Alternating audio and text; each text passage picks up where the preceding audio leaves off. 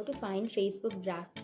So if you want to find Facebook draft, then you can simply open up your Facebook application, and then you can simply go to what's on your mind.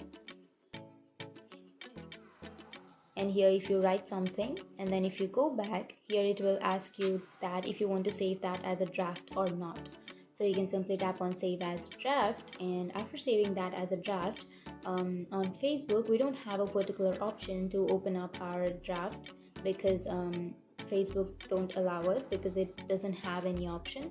But you might get a notification from Facebook. You can simply drag down that notification bar, and then here you can have that notification from Facebook. After an hour or two, you will get that notification, and it will ask you that are you done with your draft. So you can simply tap on that, and it will take you to that same draft which you have just made.